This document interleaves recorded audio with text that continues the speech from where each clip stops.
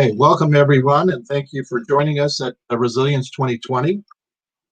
I'm Howard Budgell, one of the organizers of this conference. I'm on with Elisheva Perlman, who is the founder and creative director of the Anelis Group, a boutique marketing firm, specializing in creative strategy and collaboration. Elisheva's specialty is thinking out of the box with fresh and innovative ideas that come to life at the Anelis Group.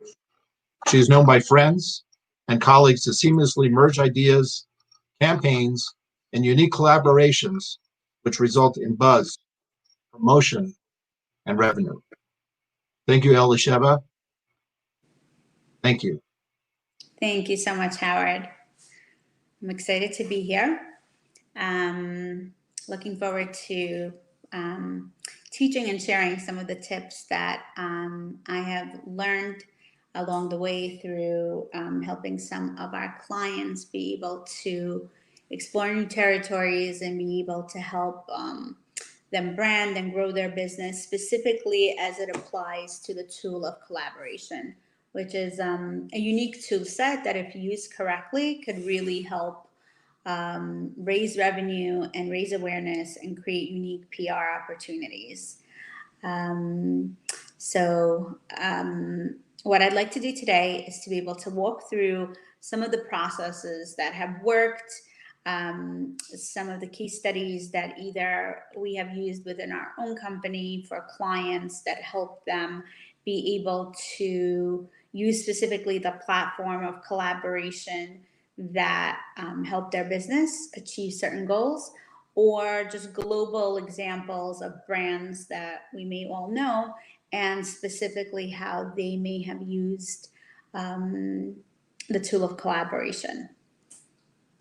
Okay, so let me show you.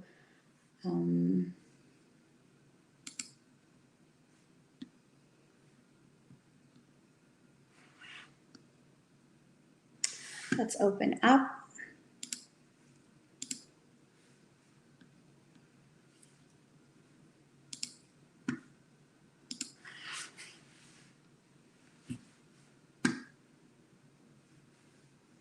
Okay, does everyone see the screen? I want to be able to see.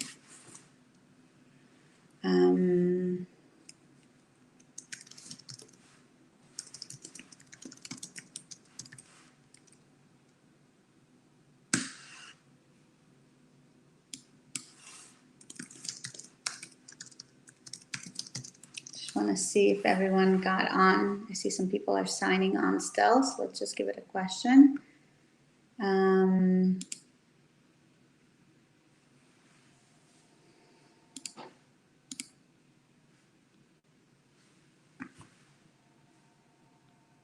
Someone just messaged. Okay.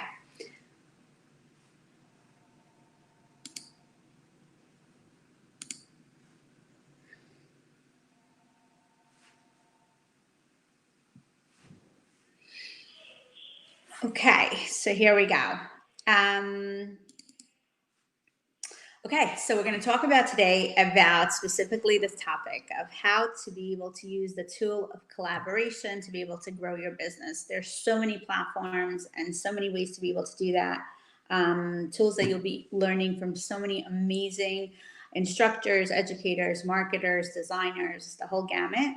I'm specifically going to be focusing on collaborations as that being one of the many tools that are out there to be able to help you potentially grow your product, your business, your nonprofit.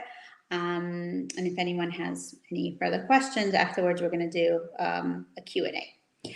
Okay. So what exactly is collaboration? You know, lately with Corona, collaboration is between me and my kids. Hey guys, can you make your bed? I'll make you breakfast, right? So that sounds like a partnership, not so much of a collaboration. But a collaboration is specifically defined as the act of working with someone with the goal of actually being able to produce something. That's just the global definition of it. And have seen that in order for a collaboration to actually be considered successful or to be able to achieve the bottom line of what it ultimately has the power to do so, there is a checklist that you could kind of have, either, physical checklist or a mental checklist, that some of these aspects have to kind of check out in order for there to be, a definition of success through that. So, first of them is, you may be doing this collaboration for your company, your business, your nonprofit, whatever it may be, to achieve some form of PR or exposure about your company, awareness about your company that didn't necessarily exist before. You see, a lot of times when you want to kind of get out there, you have to either do it through marketing campaigns, which costs, to do well, costs money. But sometimes, if done right, collaborations are kind of your speed ticket to be able to create an opportunity for your brand or company to be known, without necessarily, with somewhat of a shortcut, not if done correctly, that all of a sudden people know, like, hey, who is this company? Without necessarily spending the full marketing dollars that may have to come through other ways.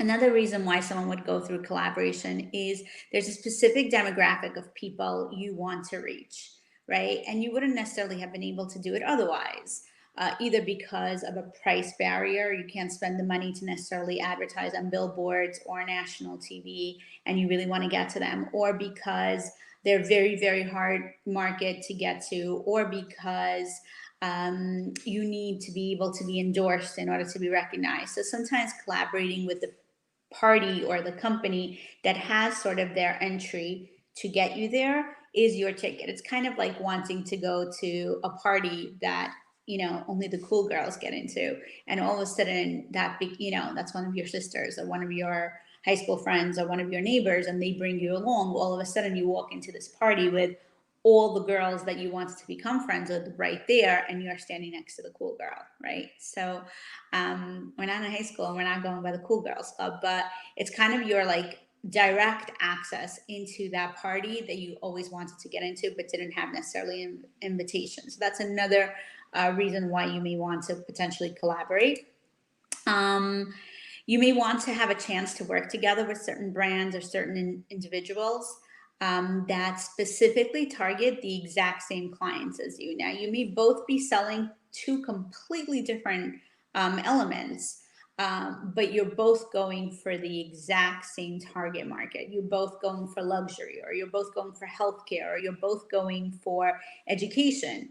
One may be selling chairs and one may be selling notebooks, but the target market is the same. So the service provider that is, able to have their platform of users and customers and fan base, if you combine your resources together, you both have what to gain.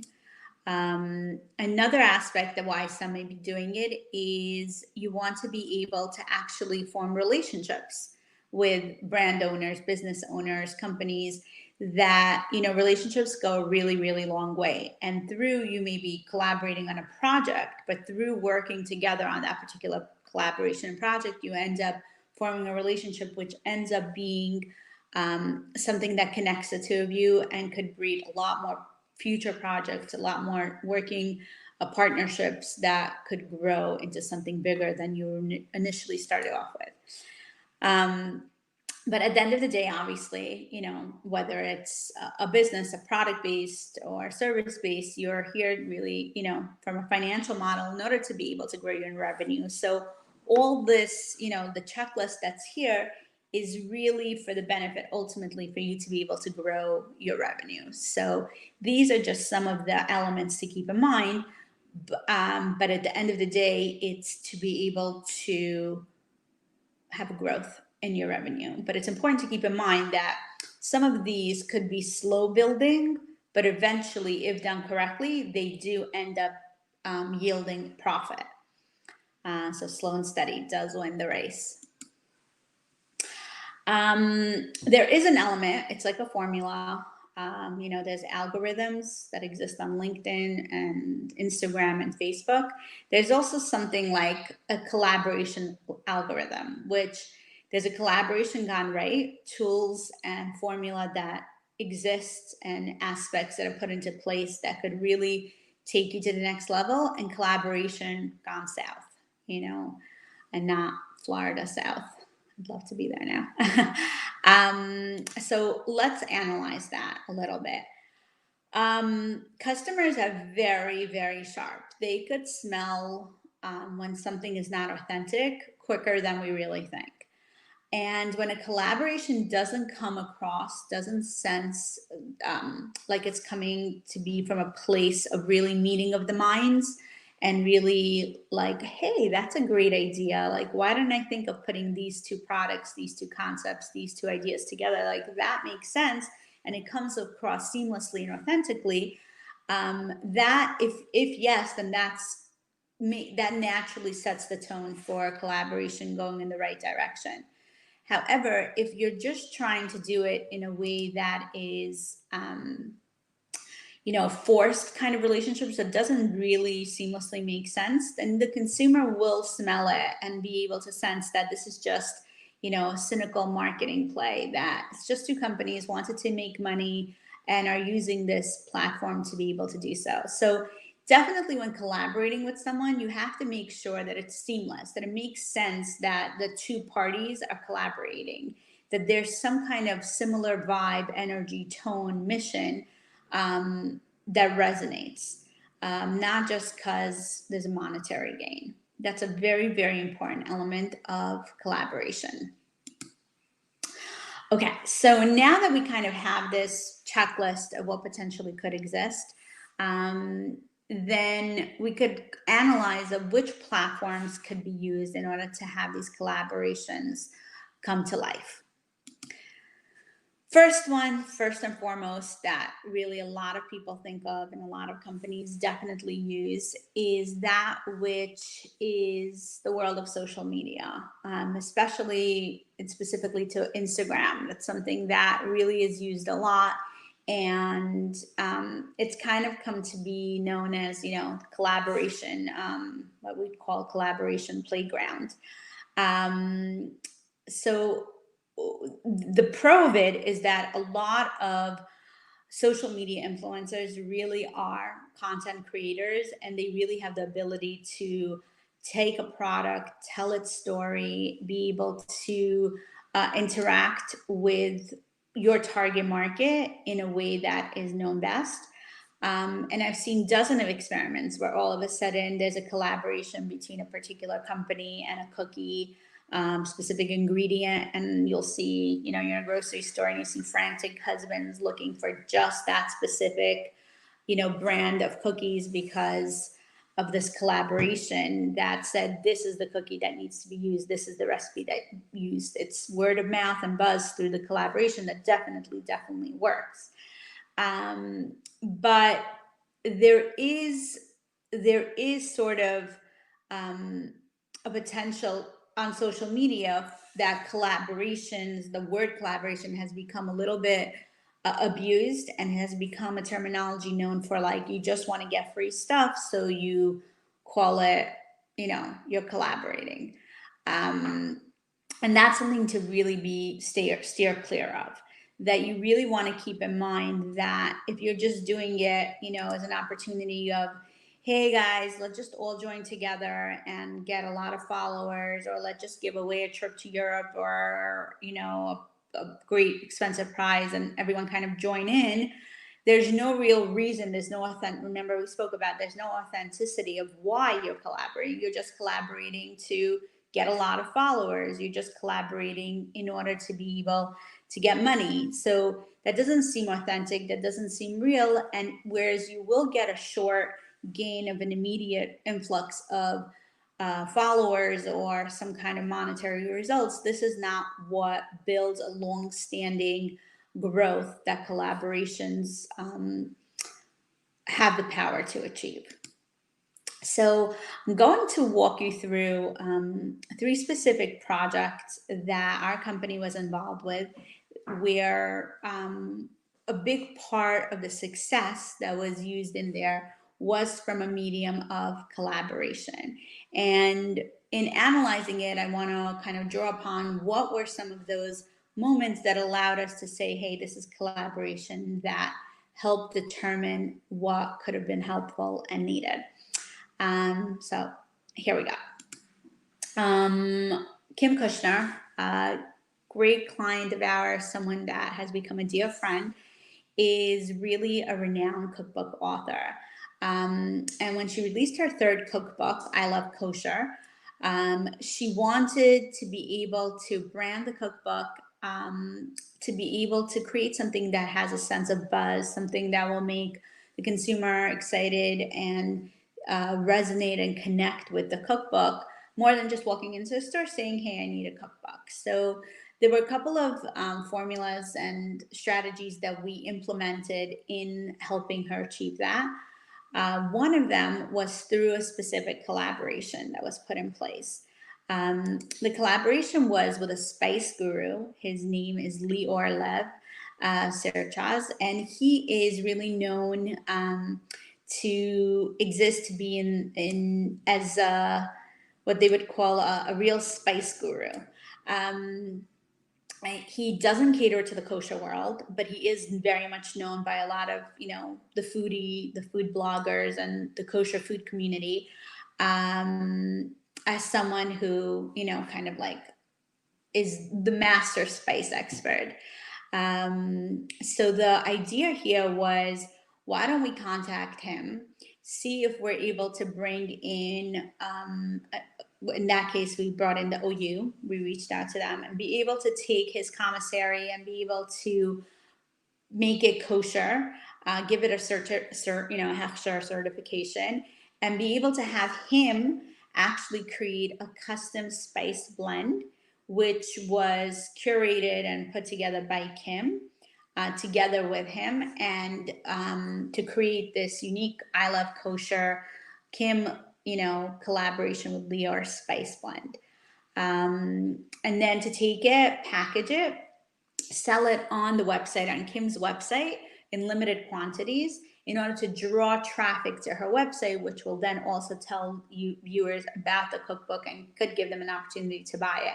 But the collaboration here wasn't necessarily with the end goal of let's sell a lot of cookbooks. It wasn't that quick, immediate fix. The strategy here was, how do we do something that allows people to think, hey, this is innovative, this is unique, this is different, to brand it from a food perspective, to have the kosher element, that we took something that isn't usually kosher and made it kosher. There were a lot of elements that came into play that all were housed in this aspect of collaboration.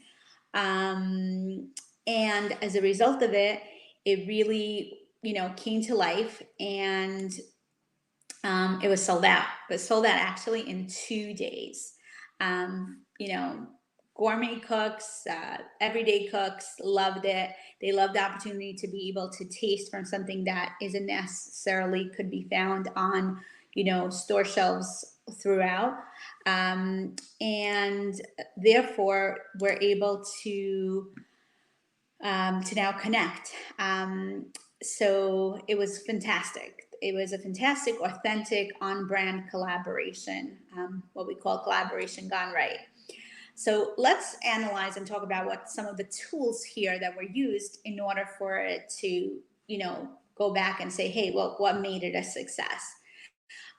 One was that this particular product was very much exclusive to the collaboration, right? Like we said over here, this spice blend, which was called I Love Kosher Lior collab with Kim, it wasn't just a global spice. It was specifically targeted to be this aspect specifically for their particular endeavor. Two is there was a celebrity factor to it. They were both, known brands, known personalities that combined their resources, their energies, their talents together to produce something that consumers can now participate and partake of. And the third aspect I see was left out from here, sorry, is that there was limited quantities, that if you wanted it, you needed to jump on it as soon as possible to get it, which was authentic. We didn't create a mass factory, but however many were made is how many were sold. But that limited quantity did in fact help the influx of growth. So takeaway is, when creating a product, if doing a collaboration, try to think of what's very unique about it that you could bring forward. If there's an aspect of like a celebrity aspect to it, that a brand ambassador or someone that could be connected with is great.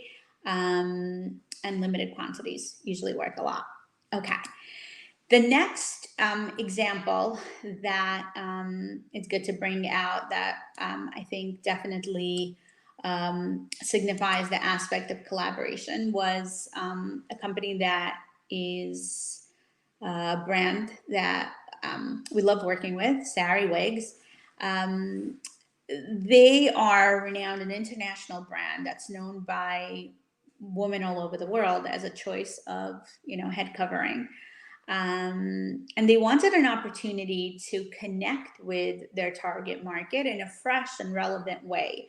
Not necessarily to rebrand, but just to reconnect in a way that will lend a sense of relevance, something new and something exciting. So the way that usually the standard formula is with wig companies or fashion brands a lot of times is when a product needs to be launched and come out, it's usually done, especially with wigs in the community, in the target market community, in the Orthodox community, it's featured on models. There's a photo shoot that's done. It's then shown either through social media, most times through social media due to the limitations of print. And either it's on models or it's on, if a client faces that they don't want to actually show their face, the face behind the woman, then it's kind of like a washed out face. And it's kind of like, here, you want this wig? Well, look at this gorgeous model. You want this wig? Well, here's the wig, but you can't really see the face, right? Those are kind of the two mediums that we're able to be utilized to be able to connect. So we started thinking, how could we get the target audience to connect through a platform of either one of these images? And we decided to come out with a collaboration, which we called Real Women Wear Sari. So instead of using and going to the model, the models and hiring models, we actually went and curated over 30 women who were authentic sari wig wearers. But the additional element was that there was a story to tell about them. They were either involved in the world of nonprofit, in the world of fashion, in the world of medicine, education, retail, lawyers, marketers, and while they were educating, informing, inspiring the community that through the social media platform, they happened to have been wearing the company's wig of choice, which was the sari. They were all wearing sari wigs.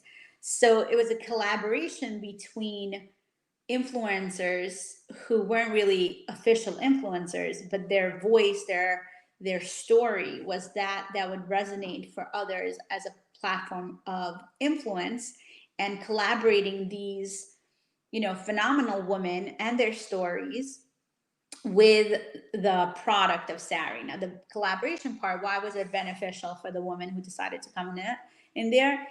They got a chance to be able to be a part of a photo shoot, part of a video shoot, to be able to tell their story, to be able to connect with thousands of viewers through social, through online. And it was a fabulous, authentic, organic way for them to promote whatever it is that they were, either as if they were an individual brand or if they had a company behind their name. So it was really a win-win collaboration that both parties had what to gain. And here's another example where we were, showing that, we were collaborating with influencers who weren't official influencers. As you see over here, this is actually One of the influencers that were featured, she owns a fantastic company, a beautiful, almost like head jewelry, Lele.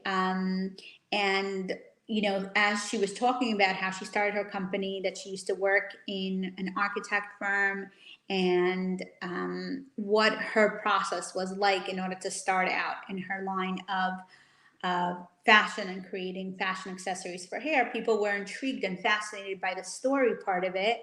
And it happens to be that it was merged together with the Sari brand. I'm going to show you an example of, besides for the photo shoot that we did, that we featured the 30 women that each told their story in a unique, you know, way. We also did various video, you know, to tell their story. So I'd like to show you one of these videos that I think is a good example of collaborations. Give me a minute.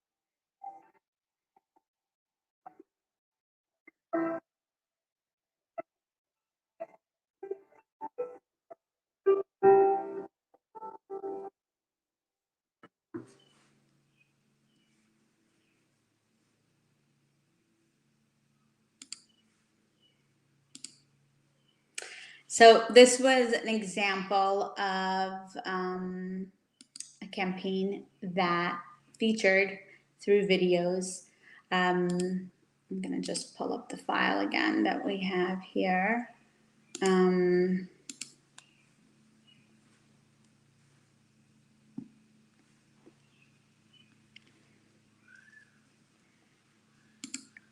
Yeah, so it featured this concept and brought to life the real woman wearing sari, where each of these women were in fact featured. Their story was told. Consumers now related to, hey, these women are real and they happen to be wearing sari. And there was an emotional piece component that was connected to it as well simultaneously. And that at the end of the day was a collaboration that told not just the product based aspect of it, but it also was able to now say that there's an emotional perspective. There is a story to be told. And oftentimes that is something where collaborations definitely work, you know, and there was a benefit, as I was explaining, all parties were benefiting in one way or another. The influencers who were not really influencers were benefiting from their promotion piece. The benefit of this group aspect was so many people involved. Makeup artists came on board because here they were getting to have a canvas of, you know, 30 women's faces. Hairstylists were involved because here they were you know, promoted as the hairstylist of choice to be able to feature this campaign. So really there was like an authentic, organic flow to be able to achieve that.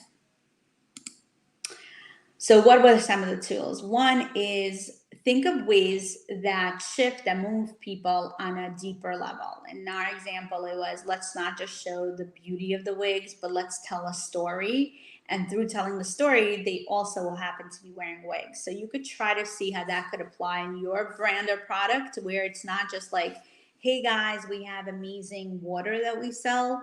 Try to think of a deeper story that you're telling about the water.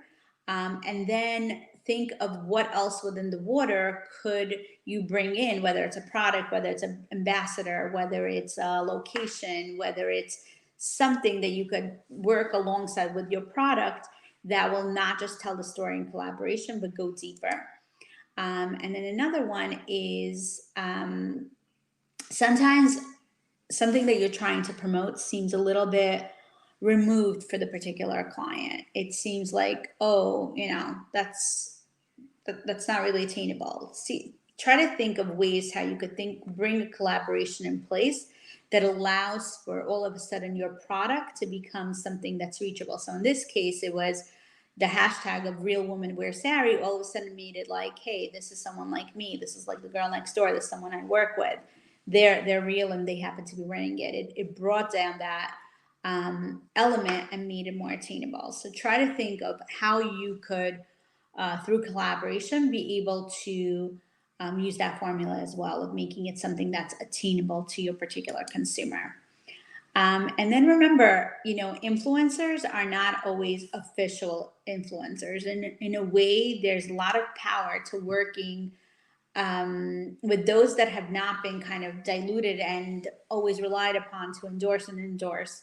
Try to think if there's opportunities that exist of companies, brands, individuals who really are someone, if they say jump, everyone else says how high, and see if there's ways that you could bring them on board within your company, within your product, within your organization to be able to tell its story, to collaborate with them, because they are often, those who could really influence and resonate change. So it's a good formula to keep in mind.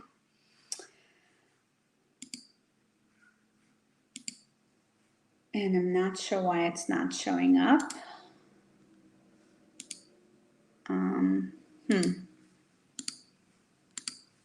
Do you guys hear me?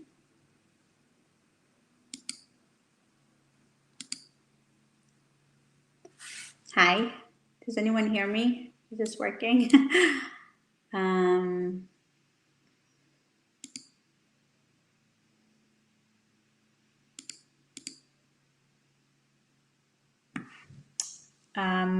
Do you guys see, because my screen is not showing up.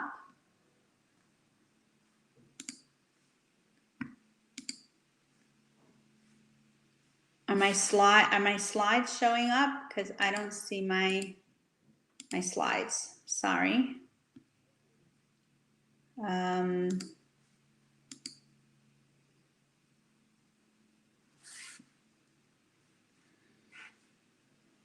Just let me know if you see the slides appear.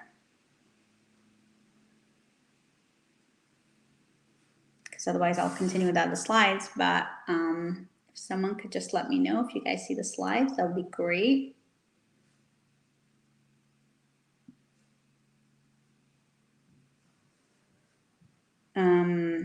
Here, did you guys see this one? Collaboration tools used. Was this shown? Was this seen? Thank you for those that are responding. I appreciate it. If someone could just tell me if this came through, the collaboration tools used, and then we'll continue with the next. Okay, great. Thank you, Chaim. Okay, so that was the example of the Sarah campaign that brings that to life. Next example is a client that we work together with, Birch Event Design, which is someone that is, a renowned event decor company.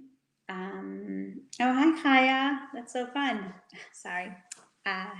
Just got a hello from Kaya Lichtenstein. So Birch Event Design is started off with being a Brooklyn-based flower and decor company and wanted very much to position themselves as a top tier New York City, high-end event production company. And this was a couple of years ago when we started working with them, of how do you break through the clutter. Remember, we spoke about in the beginning of the session of sometimes collaborations are an opportunity that you want to get somewhere, but you're not exactly going to start advertising on billboards and in very expensive publications and Times Square and things like that. How can you get to your target market perhaps in a faster and more cost-effective way? So collaborations, a lot of times, if, and I can't stress this enough, if done strategically and done correctly, could get you there and could save you money. So in this case here, we had Birch Event Design, right? Brooklyn-based flower and decor company. Goal, wanting to become a top tier luxury New York City, not Brooklyn, New York City event production company. How do we get them there without necessarily spending a fortune and being able to use a quicker way of being able to do that?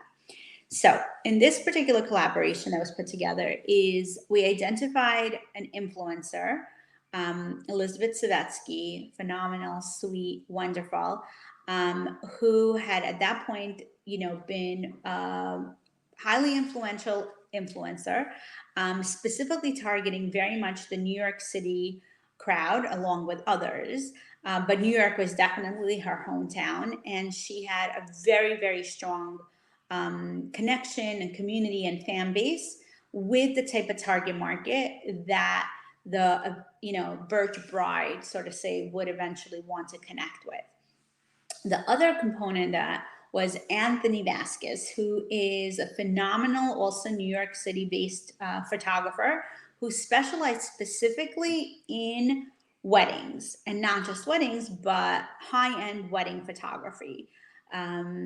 So also reaching the target market, the bride that wants that type of photographer usually is the bride that wants to be able to have the high-end wedding, New York City based, great.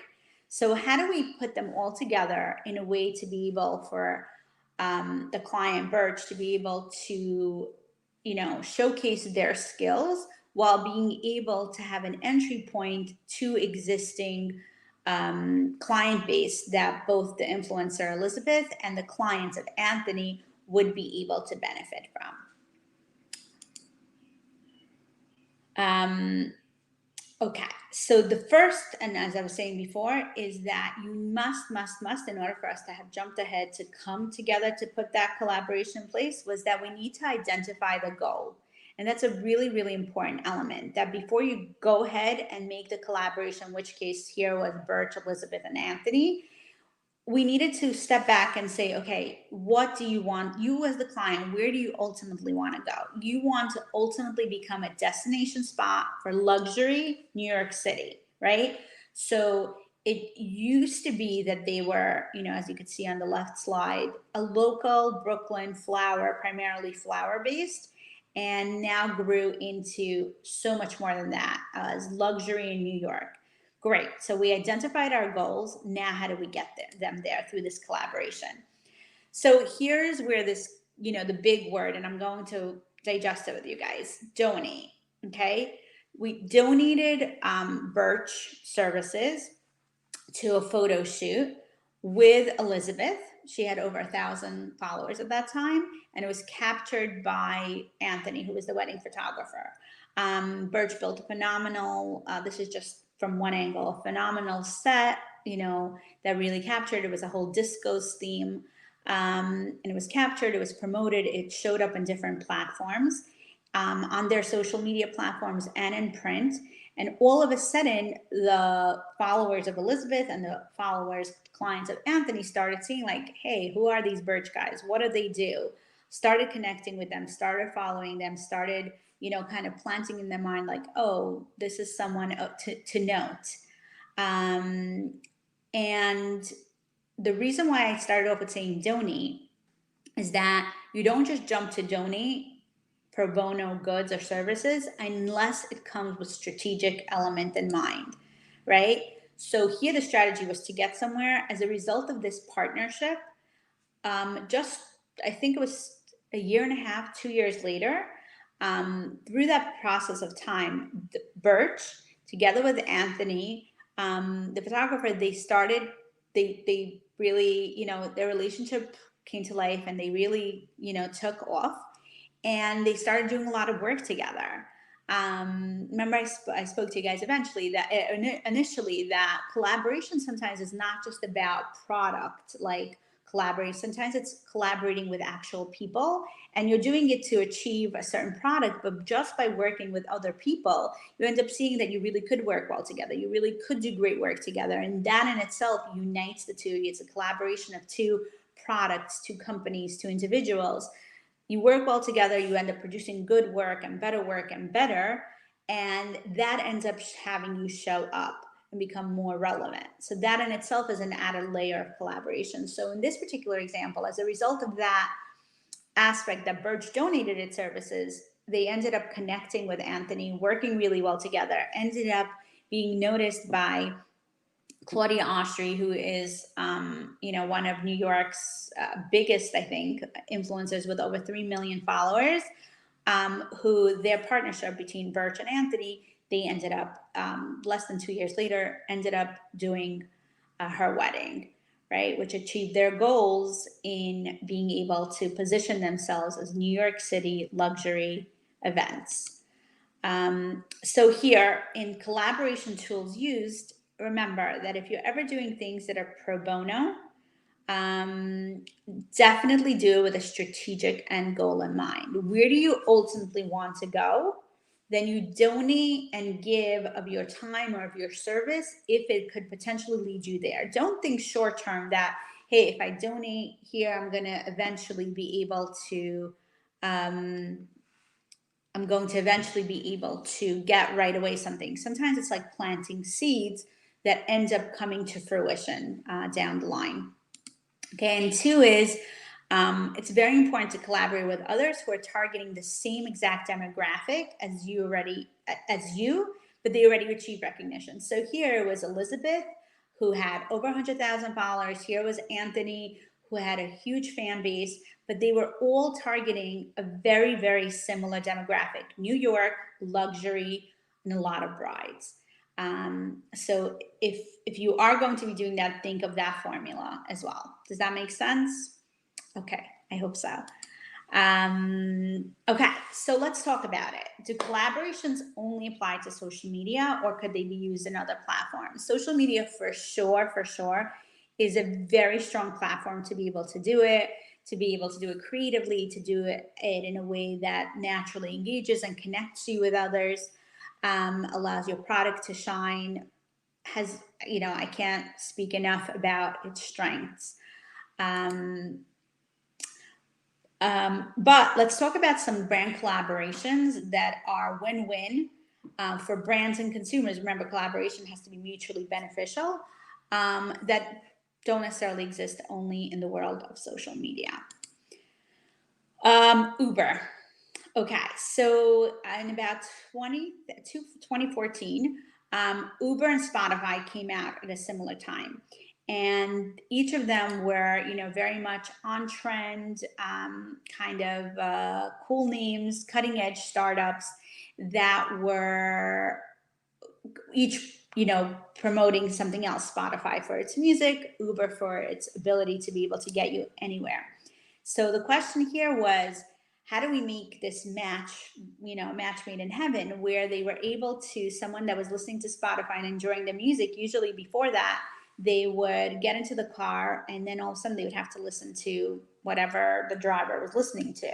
And they didn't necessarily want to stop that experience.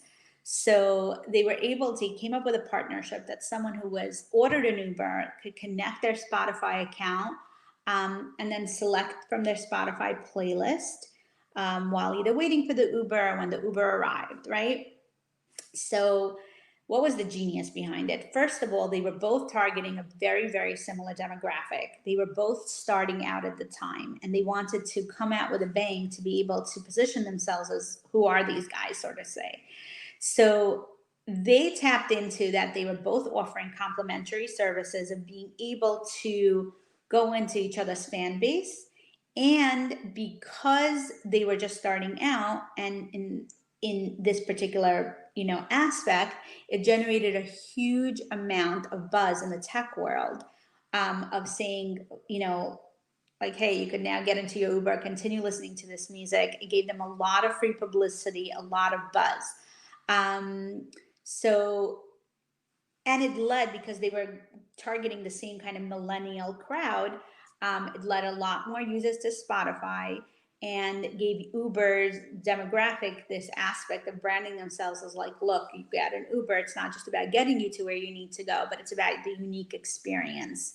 And it ended up appearing on many places. That's what gave them that initial publicity as, one of the top line, unique collaborations.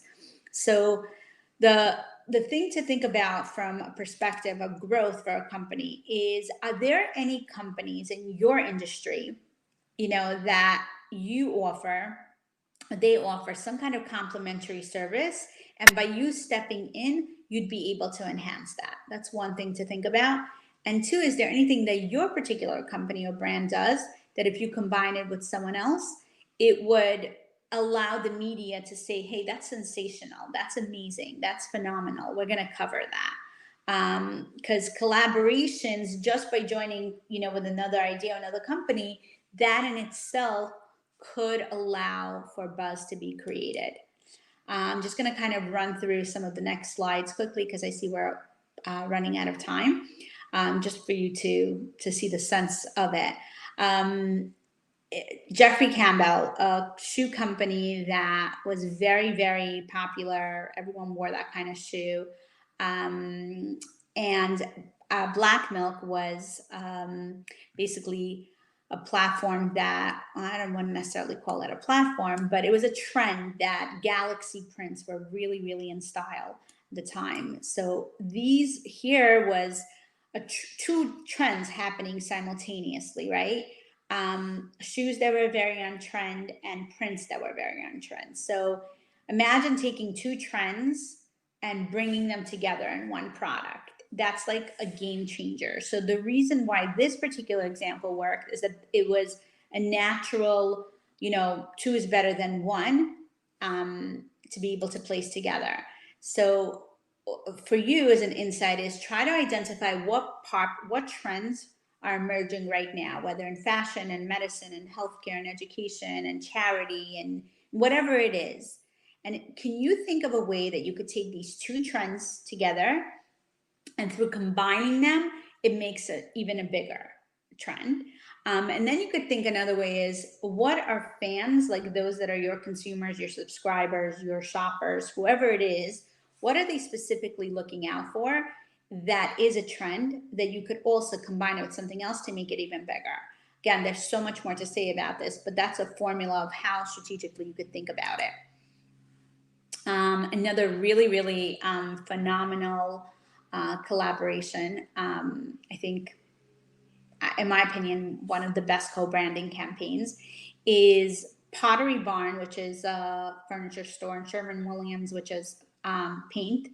They joined forces together, and they were able to create something exclusive that they added within Pottery Barn's product line. You were able to actually see when you were looking at their products, when you were walking to the store and you said, hey, that's gorgeous paint, that's a gorgeous room. Oh, well, it's actually this particular color.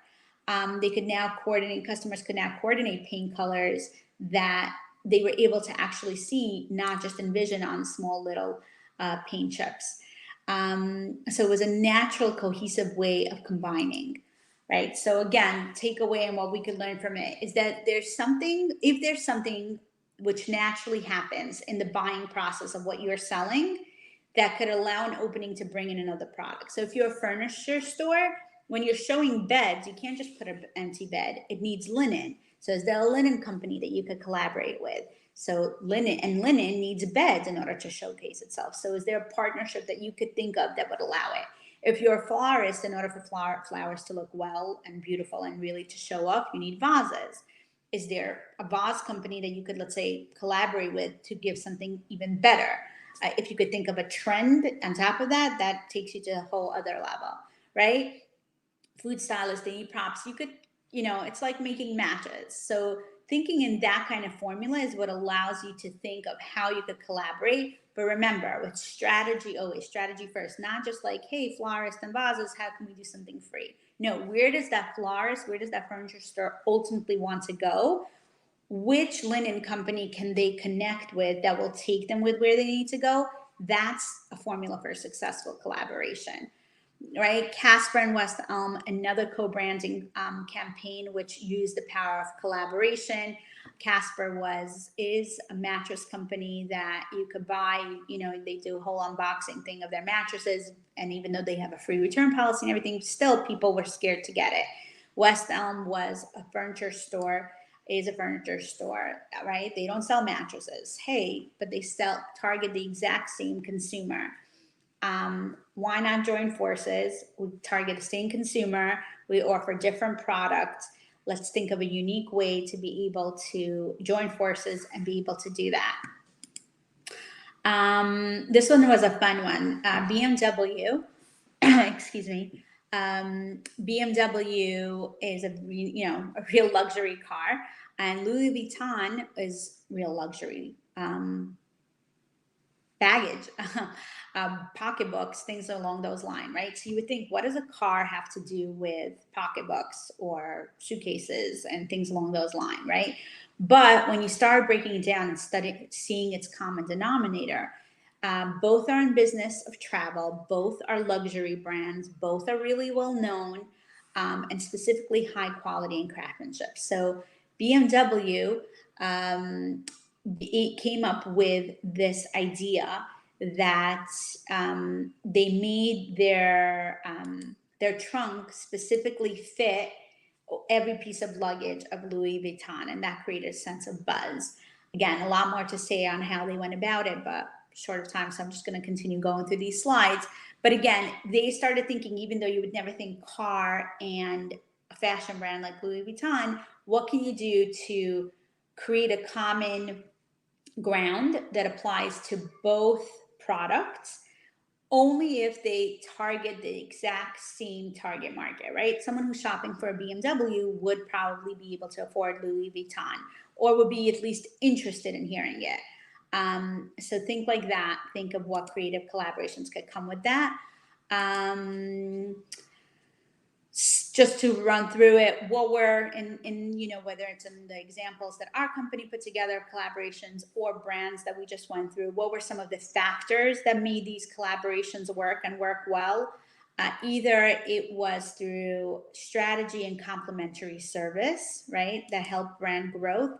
Either it was able to combine both companies' similar values, and then we're able to go and pitch it to their target audience. Either maybe they created products that were very exclusive to their collaboration. You couldn't get it anywhere else or in any other ways. And it was combining two huge trends together, celebrity appeal.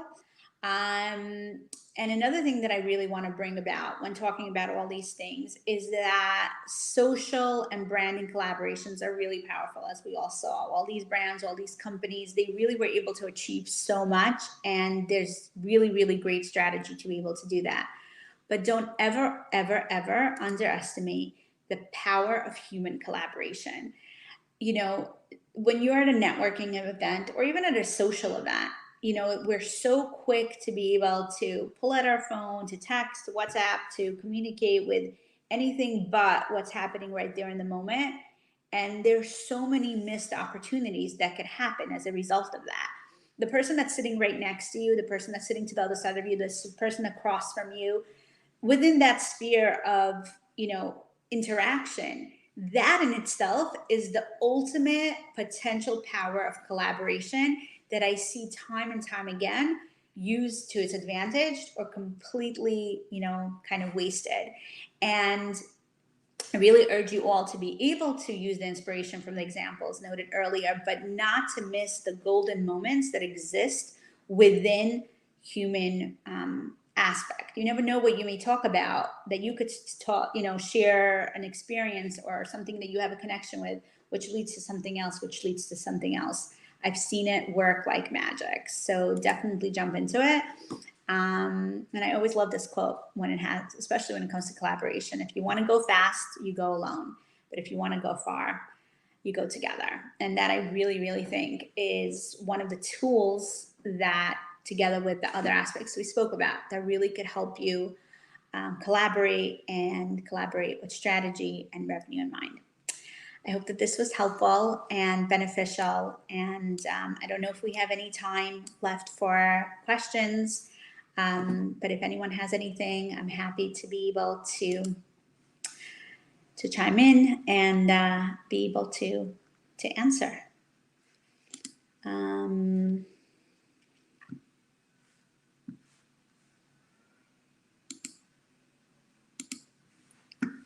Just see.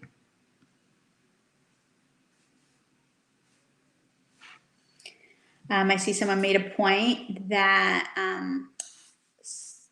they like the fact that this concept works nicely with service businesses as well, not just products. Like writers could team up with graphic artists and typesetters. Yeah, 1000%. It's not just for product based. It's very, very much could work with any kind of service businesses. Try to think, if you're an interior decorator, can you work with a furniture company? Or if you're an interior decorator, can you work with a space planner? If you're a makeup artist, can you work with a hairstylist? There's a lot of services that two is better than one, and it allows you to be able to have a point of entry that is much, much stronger. I'd love to hear, where you're from and what you guys do, if there's a time for it, and if there's anything else that anyone has questions. But if not, I think that this is great, and it was really wonderful to meet so many of you. If anyone has any further questions and would like to be a part of our next collaboration that we may be able to put together, we're actually in the middle of a really, really great one, which is launching tomorrow. Yes, tomorrow we have an incredible, I think one of my favorite collaborations yet, that's going to become public knowledge tomorrow. I'm so excited. You can follow us on the Anelis group, on our Instagram platform, the Anelis group, and we'll be featuring it there tomorrow. Or you're welcome to email me if you have any questions at hello@theanelisgroup.com. And I think we're good. It's great to meet you, and thanks so much.